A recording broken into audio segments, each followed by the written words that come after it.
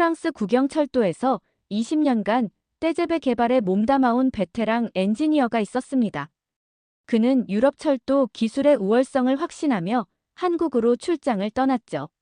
하지만 서울역에서 KTX에 발을 들여놓는 순간 그의 표정이 일그러지기 시작했습니다. 이게 정말 움직이고 있는 거야? 시속 300km로 달리는데도 컵속 물 한 방울 흔들리지 않는 충격적인 광경. 그리고 일주일 후, 이 프랑스 전문가는 자국 언론 앞에서 믿기 힘든 고백을 하게 됩니다. 과연 그에게 무슨 일이 일어났을까요? 그리고 그가 프랑스 국회에서 외친 기술 독립 선언의 진짜 의미는 무엇일까요? 지금부터 세계 철도 역사를 뒤바꾼 놀라운 이야기가 시작됩니다. 시청하기 전에 좋아요와 구독은 저에게 큰 힘이 됩니다. 저는 기욤 르블랑입니다. 프랑스 국영철도 SNCF에서 20년간 고속철도 개발에 몸담아온 엔지니어죠. 떼제베를 처음 설계할 때부터 함께했으니 이 분야에서만큼은 제가 세계 최고라고 자부해왔습니다. 하지만 최근 몇 년간 느끼는 건 우리 기술이 어딘가 정체되어 있다는 점이었어요. 기욤, 아시아 철도 시장 조사를 위해 한국에 가보는 게 어떨까? 부장이 제안했을 때 솔직히 그렇게 기대하지 않았습니다. 한국의 철도 기술이라. 우리가 기술을 전수해준 나라 아닌가요? KTX도 결국 떼제베 기술을 바탕으로 만든 거라고 알고 있었죠. 그래도 현지 상황을 파악해야 한다는 업무적 책임감으로 인천공항행 비행기에 몸을 맡겼습니다. 인천공항에 도착한 첫 순간 공항철도의 매끄러운 운행에 약간 놀랐어요. 하지만 이 정도야 파리 시내 지하철도 충분히 할 수 있는 수준이라고 생각했습니다. 진짜 놀라운 건 서울역에 도착해서였죠. 역사의 규모부터가 상당했어요. 하지만 제가 정말 충격을 받은 건 플랫폼에서 KTX를 처음 본 순간이었습니다. 이게 정말 KTX인가? 외관부터가 예상과 달랐어요. 떼제베와는 완전히 다른 디자인이었죠. 더 세련되고 더 미래적이었습니다. 하지만 진짜 충격은 열차에 탑승한 후에 시작되었어요. 좌석에 앉자마자 느껴지는 건 정말 놀라운 정숙성이었습니다. 이상한데. 아직 출발도 하지 않았는데 이미 뭔가 다르다는 느낌이 들었어요. 출발 신호와 함께 열차가 움직이기 시작했는데 그 순간 저는 정말로 당황했습니다. 이게 정말 움직이고 있는 거야? 그 소리가 거의 들리지 않았어요. 진동도 거의 느껴지지 않았죠. 떼제베를 탈 때는 분명히 웅웅하는 소리와 함께 약간의 진동이 있었는데 KTX는 정말 조용했습니다. 마치 바닥에 떠 있는 것 같은 느낌이었어요. 속도가 올라가면서 제 당황감은 더 커졌습니다. 시속 300km 가까이 달리고 있는데도 컵에 담긴 물이 흔들리지 않았어요. 이건 뭔가 잘못됐다. 이런 게 가능한가? 저도 모르게 가방에서 떼제베 기술 자료를 꺼내 들여다봤습니다. 분명히 한국은 우리 기술을 도입했다고 들었는데 이 정도 성능은 예상하지 못했죠. 창밖으로 스쳐 지나가는 풍경을 보면서도 계속 의문이 들었어요. 정말 이게 디젤이 아닌 전기로 움직이는 거야?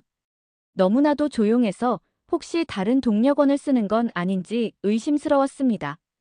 제가 알던 고속철도의 상식을 완전히 뒤엎는 경험이었어요. 20년간 쌓아온 자신감이 첫날부터 흔들리기 시작했죠. 다음 날부터 본격적인 조사를 시작했습니다.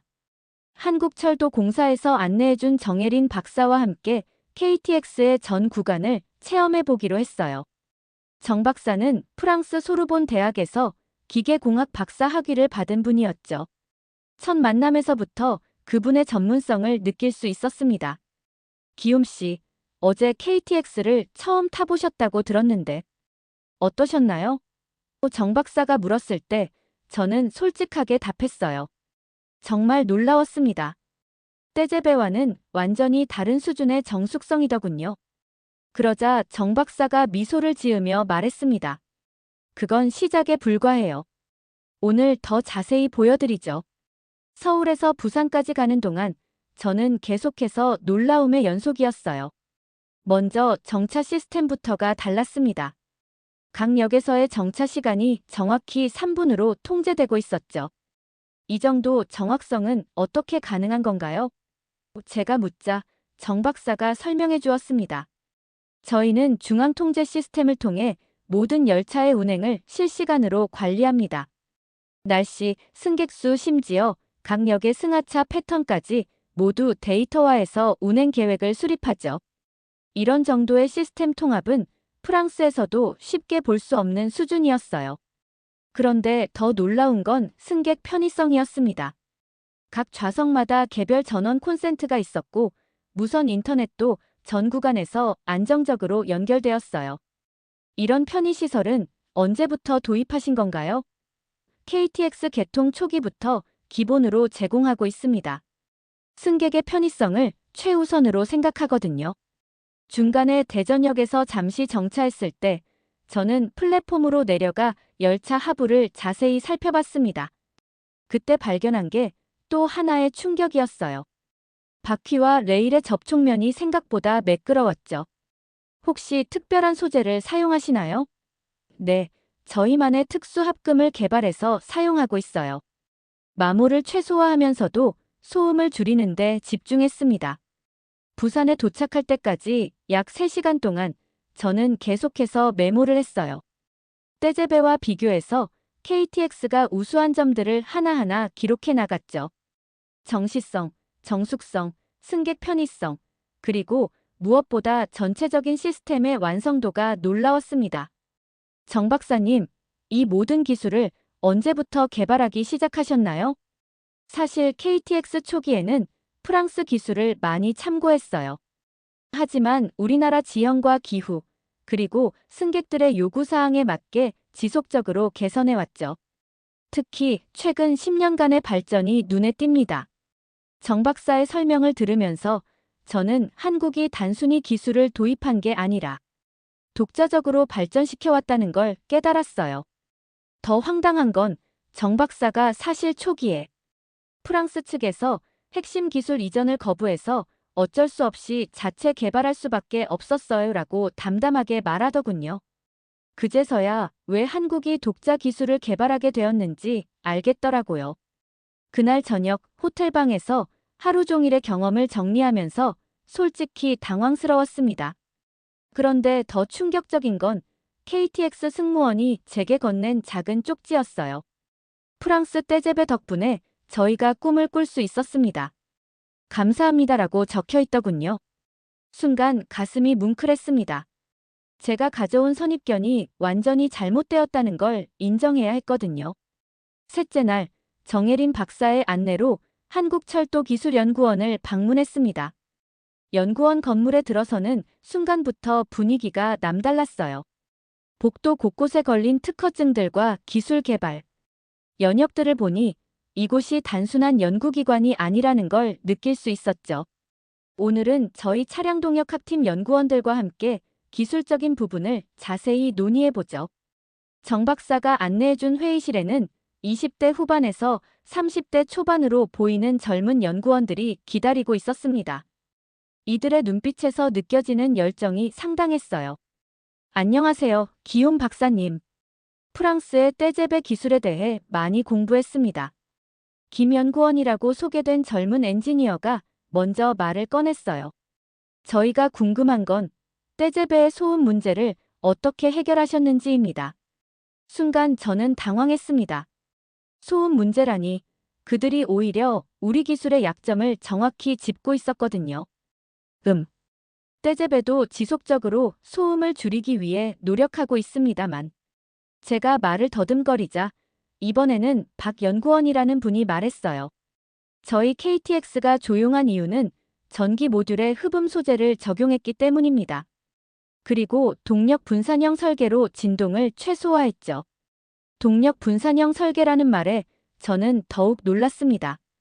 떼제베는 기본적으로 동력 집중형인데 한국은 이미 한 단계 진보된 방식을 적용하고 있었던 거예요.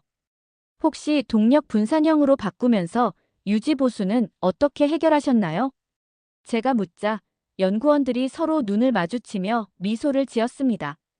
그게 바로 저희가 자랑하고 싶은 부분이에요. 최 연구원이 태블릿을 꺼내며 설명하기 시작했어요. 각 모듈별로 독립적인 진단 시스템을 구축했습니다. 문제가 생기면 해당 모듈만 교체하면 되거든요. 전체 시스템을 멈출 필요가 없죠. 이런 수준의 모듈화는 저도 이론적으로만 생각해봤던 부분이었어요. 실제로 구현하기는 굉장히 복잡한 기술인데 한국이 벌써 상용화했다는 게 믿기지 않았습니다. 실제로 현장에서 적용해본 결과는 어떤가요? 작년 한 해 동안 유지보수로 인한 운행 중단은 총 3시간이었습니다. 정 박사가 자료를 보여주며 말했어요. 이는 세계 어느 고속철도보다 우수한 기록이죠. 3시간이라니. 떼제베는 한 달에도 그보다 더 많은 시간이 운행 중단되는 경우가 있었거든요. 그때 젊은 연구원 하나가 조심스럽게 물었어요. 혹시 프랑스에서는 아직도 한국 기술을 하위 파트너로 보시나요? 정말 뼈아픈 질문이었습니다. 제가 가져온 선입견이 얼마나 오만했는지 깨달았거든요. 오후 시간에는 실제 KTX 정비고를 견학했습니다. 정비 과정에서 보인 체계성이 또 다른 충격이었어요. 모든 작업이 매뉴얼화되어 있었고 디지털 시스템으로 관리되고 있었습니다. 혹시 이런 정비 시스템도 자체 개발하신 건가요? 물론입니다. KTX의 특성에 맞게 처음부터 새로 만들었어요. 정비팀장이 자신있게 답했습니다. 외국 기술을 그대로 쓰면 우리 실정에 맞지 않거든요. 그 말을 듣는 순간 저는 한국이 단순히 기술을 도입한 게 아니라 완전히 자기 것으로 만들었다는 걸 깨달았어요. 그날 밤 호텔에서 하루를 정리하면서 솔직히 두려웠습니다. 20년간 쌓아온 제 전문성이 흔들리는 기분이었거든요. 넷째 날 아침, 이진호 기관사를 만나기로 했습니다. 20년 경력의 베테랑 기관사라고 들었는데 정혜린 박사가 한국 철도인의 진짜 모습을 보고 싶으시면 이진호 기관사님을 만나보세요라고 추천해 주었거든요. 서울역 기관사 대기실에서 만난 이진호 기관사는 조용하지만 든든한 인상을 주는 분이었어요. 안녕하세요. 프랑스에서 오셨다고 들었습니다. 떼제베를 직접 운전해 보신 적이 있나요? 첫 질문부터 핵심을 찌르시더군요. 네, 몇 번 있습니다. 하지만 KTX를 운전하는 건 어떤 느낌인지 정말 궁금해요. 그럼 오늘 함께 부산까지 가면서 직접 보여드릴까요? 이 기관사의 제안에 저는 망설이지 않고 따라 나섰습니다. 기관실에 들어가는 순간 떼제베와는 완전히 다른 설계에 다시 한번 놀랐어요. 모든 계기판이 디지털화되어 있었고 조작 인터페이스도 훨씬 직관적이었습니다. KTX를 운전할 때 가장 중요한 건 뭐라고 생각하세요? 출발 준비를 하면서 제가 물었어요. 이 기관사는 잠시 생각하더니 진지하게 답했습니다. 승객들의 신뢰입니다. 속도나 기술도 중요하지만 결국 사람들이 안심하고 탈 수 있어야 한다고 생각하거든요. 출발 신호가 떨어지자 이 기관사의 조작을 지켜볼 수 있었어요. 가속할 때의 부드러움이 예술 같았습니다. 어떻게 이렇게 매끄럽게 가속하시나요? 오랜 경험이죠. 하지만 무엇보다 승객들이 불편하지 않도록 하는 게 목표예요. 대전역을 지나면서 이 기관사가 흥미로운 이야기를 해주었어요. 기욤 박사님, KTX가 처음 개통했을 때를 기억하세요? 많은 사람들이 의심했거든요. 과연 우리가 고속철도를 제대로 운영할 수 있을까 하고 말이에요. 저도 그때의 상황을 어렴풋이 기억했습니다. 하지만 지금은 어떤가요? 세계에서 가장 안전하고 정확한 고속철도 중 하나가 되었죠. 이 기관사의 목소리에서 자부심이 느껴졌어요. 이게 가능했던 이유는 기술보다도 사람들의 마음가짐 때문이라고 생각합니다. 마음가짐이요? 네, 단순히 빨리 가는 게 목적이 아니라 승객들을 안전하게 모시겠다는 마음이요. KTX는 사람을 싣는 게 아니라 신뢰를 싣는다고 생각해요. 그러고 보니 이 기관사는 자신의 딸이 프랑스 유학을 꿈꾸고 있다며 아빠가 모시는 승객 중에 프랑스 분이 계시니까 더 조심스럽네요 라고 웃으며 말했어요. 그 순간 저는 정말로 울컥했습니다. 이 말이 저에게 큰 울림을 주었습니다. 기술적 완성도도 중요하지만 결국 그 기술을 운용하는 사람들의 철학이 더 중요하다는 걸 깨달았거든요. 부산 도착 직전, 이 기관사가 마지막으로 한 말이 지금도 기억에 남아요. 프랑스가 고속철도의 아버지라면 한국은 그 기술을 받아서 자식처럼 키운 거죠. 아버지의 기술을 존중하지만 이제는 우리만의 길을 걸어가고 있다고 생각합니다. 그날 오후 부산역에서 돌아오는 KTX를 기다리면서 저는 많은 생각에 잠겼어요. 한국 사람들이 보여준 기술에 대한 태도, 승객에 대한 책임감, 그리고 끊임없는 개선 의지가 정말 인상적이었습니다. 다섯째 날 의정부에 있는 철도박물관을 방문했습니다. 정혜린 박사가 한국 철도의 역사를 이해하셔야 KTX의 진짜 의미를 아실 거예요라고 해서 따라간 거였어요. 사실 박물관 견학이라니 처음에는 그리 기대하지 않았습니다. 하지만 박물관에 들어서는 순간부터 분위기가 남달랐어요. 입구에서부터 한국 철도 100년의 역사가 한눈에 들어왔죠. 일제강점기 때 만들어진 철로부터 시작해서 현재의 KTX까지 그 발전 과정이 파노라마처럼 펼쳐져 있었습니다. 한국의 첫 철도는 언제 만들어진 건가요? 제가 물었을 때 박물관 해설사가 자세히 설명해 주었어요. 1899년 인천과 서울을 잇는 경인선이 첫 번째였습니다. 하지만 그때는 일제강점기라 우리 기술이 아니었죠. 전시관을 돌아보면서 저는 한국철도 발전사의 특별함을 느꼈습니다. 해방 후 전쟁으로 파괴된 철로를 복구하고 경제 발전과 함께 철도망을 확장해 나간 과정이 정말 감동적이었어요. 특히 새마을호 시대를 거쳐 KTX에 이르기까지의 기술 발전 속도가 놀라웠습니다. 그런데 정말 충격적인 건 KTX 관련 전시실에서였어요. 벽면에 걸린 문구 하나가 제 눈을 사로잡았습니다. 대한민국은 프랑스, 일본, 독일, 중국에 이어 독자적인 고속철도 기술을 보유한 5번째 국가입니다. 이 문장을 읽는 순간 저는 정말로 소름이 돋았어요. 독자적인 기술이라는 게 정확히 어떤 의미인가요? 해설사에게 물었더니 더욱 놀라운 설명이 이어졌습니다.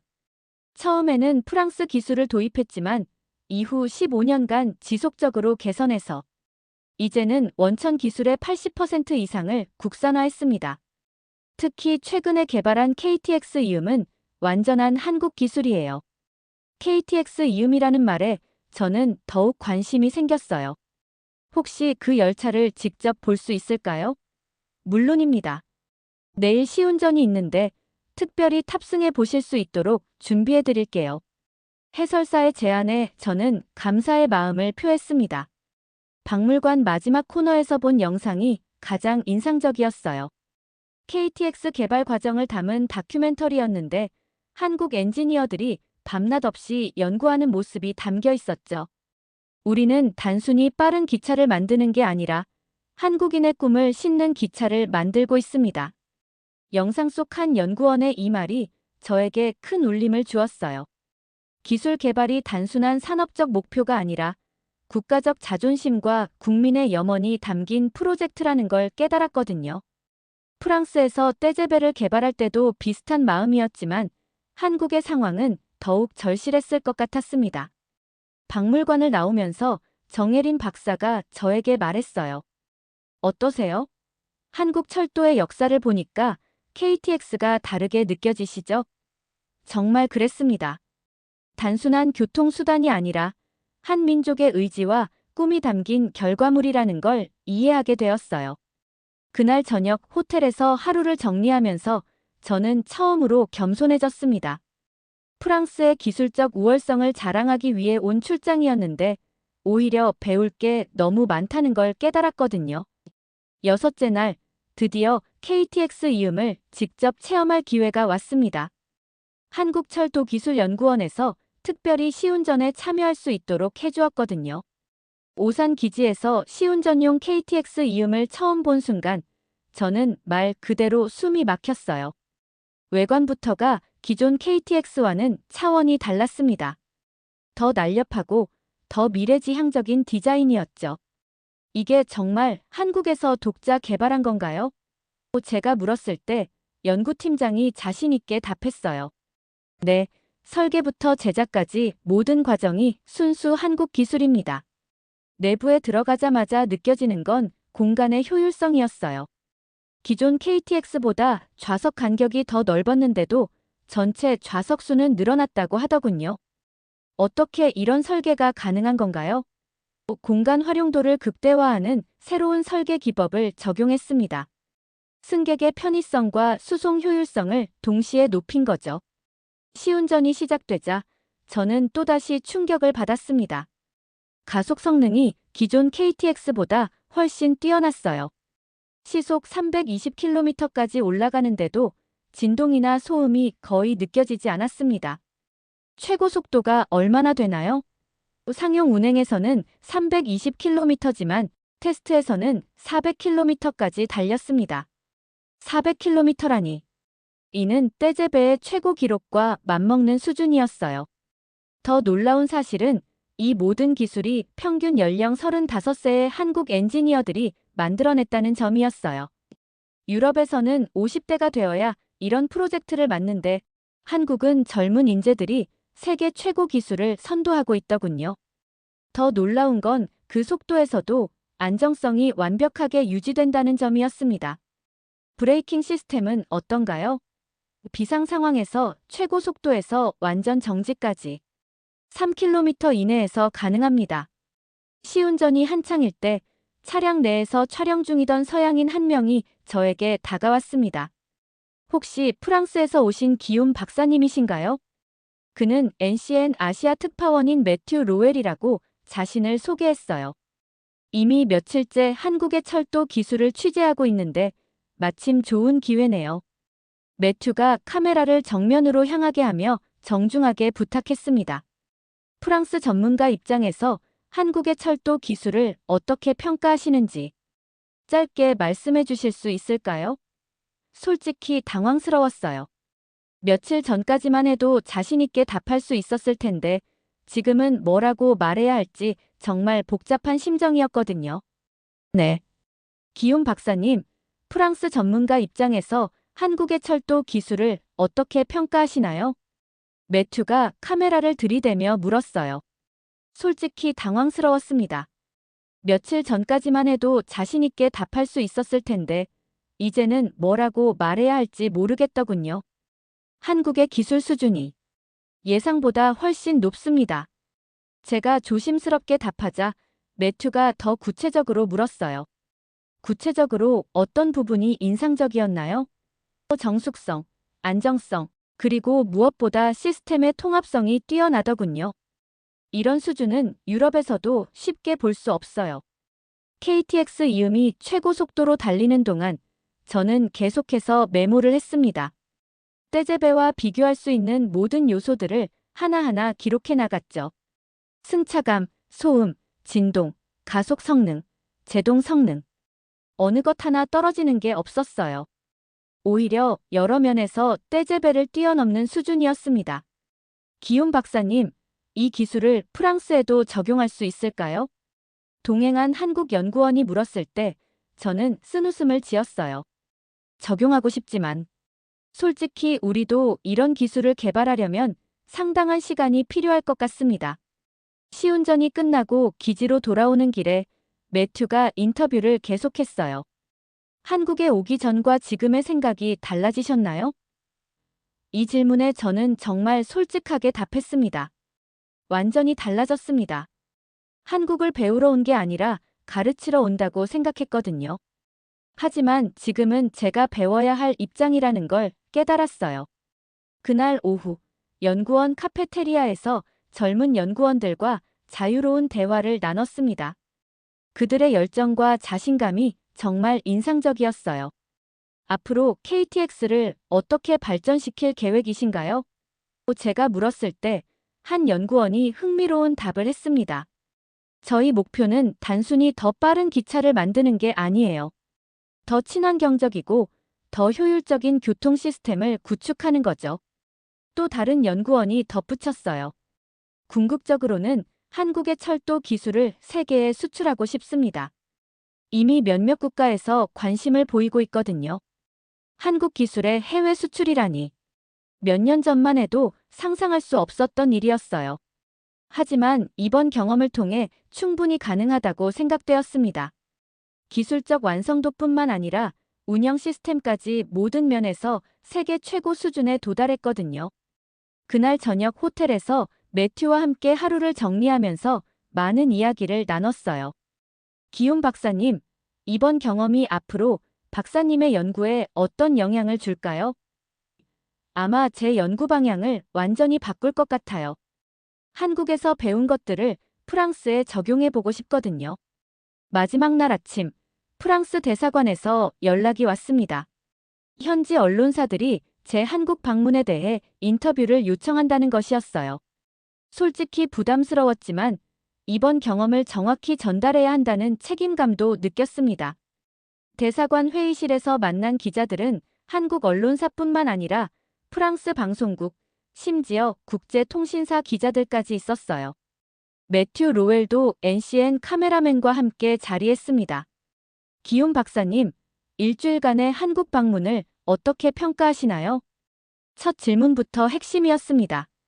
저는 잠시 생각한 후 천천히 입을 열었어요. 한마디로 말씀드리면 제 고정관념이 완전히 깨진 일주일이었습니다.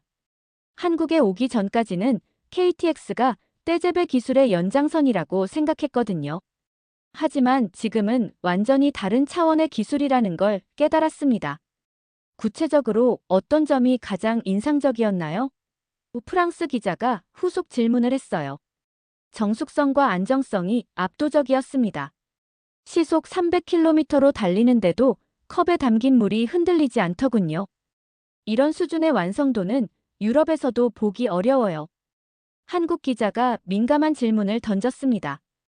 혹시 한국 기술이 프랑스 기술보다 우수하다고 생각하시나요? 이 질문에 저는 정말 신중하게 답했어요. 우열을 가리는 건 의미가 없다고 생각합니다. 다만 한국이 자국의 실정에 맞게 기술을 발전시킨 점은 정말 인상적이었어요. 특히 시스템 통합 능력은 세계 최고 수준이라고 평가하고 싶습니다. 매튜가 흥미로운 질문을 했어요. 박사님이 프랑스로 돌아가신다면 동료들에게 뭐라고 말씀하실 건가요? 겸손해야 한다고 말하고 싶어요. 우리가 고속철도의 아버지라고 자부했지만 이제는 배울 때가 되었다고 생각합니다. KTX의 가장 큰 특징은 무엇이라고 생각하시나요? 또 다른 기자의 질문에 저는 잠시 망설였어요. 그리고 이진호 기관사가 했던 말이 떠올랐습니다. KTX는 단순한 교통수단이 아니라 한국인의 의지 그 자체라고 생각해요. 솔직히 말씀드리면 이번 경험 후 제 딸에게도 한국어를 배우라고 권했습니다. 앞으로는 한국에서 더 많은 것을 배워야 할 시대가 올 것 같거든요. 기술적 완성도도 중요하지만 그 안에 담긴 철학이 더 인상적이었습니다. 철학이라고 하시면 승객을 단순히 운송하는 게 아니라 신뢰를 운송한다는 마음가짐이요. 모든 직원들이 이런 마음으로 일하고 있더군요. 이런 태도가 기술적 완성도로 이어진 것 같아요. 인터뷰 마지막에 가장 어려운 질문이 나왔습니다. 박사님, 나라에 가져가고 싶은 게 있다면 무엇인가요? 저는 진심을 담아 답했어요. 겸손함과 기술, 그리고 그 열정입니다. 한국 엔지니어들의 끊임없는 개선 의지를 배우고 싶어요. 인터뷰가 끝나고 매튜와 개인적인 대화를 나눴습니다. 기욤 박사님, 이번 인터뷰 내용으로 특집 다큐멘터리를 만들 계획인데 협조해 주실 수 있나요? 물론입니다. 정확한 내용이 전 세계에 알려져야 한다고 생각해요. 공항으로 가는 길에 정혜린 박사가 동행해 주었어요. 어떠셨어요? 일주일간의 한국 경험이 정말 감사했습니다. 제 인생의 전환점이 될 것 같아요. 정 박사가 마지막으로 한 말이 지금도 기억에 남습니다. 기술에는 국경이 없어요. 서로 배우고 발전시켜 나가는 게 중요하죠. 파리로 돌아온 지 한 달 후, 저는 프랑스 국회 철도혁신위원회에서 특별 발표를 하게 되었습니다. 한국에서의 경험을 바탕으로 프랑스 철도 시스템 개선 방안을 제시하는 자리였어요.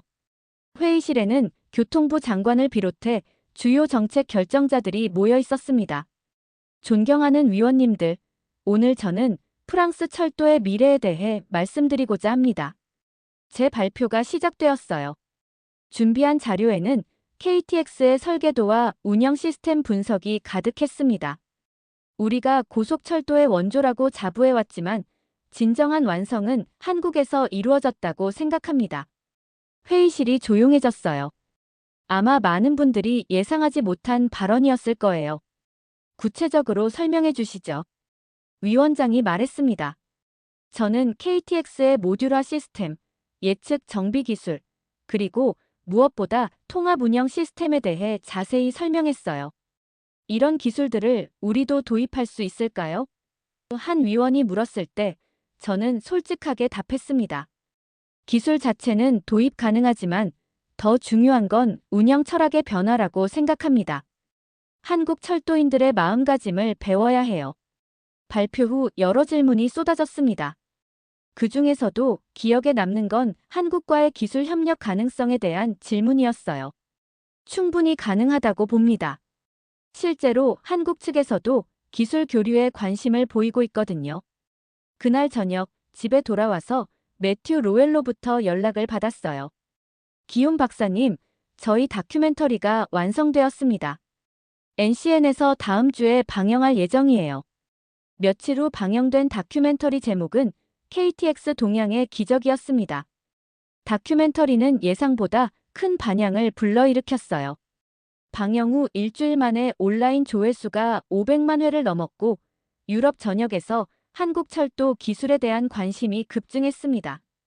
특히 제가 인터뷰에서 한 기술적 독립선언이라는 표현이 많은 사람들에게 인상을 남겼다고 하더군요.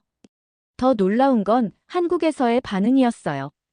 정혜린 박사로부터 메일을 받았는데 한국 국내에서도 이 다큐멘터리가 큰 화제가 되었다고 했습니다. 기욤 박사님 덕분에 저희 기술이 세계에 알려졌어요. 정말 감사드립니다.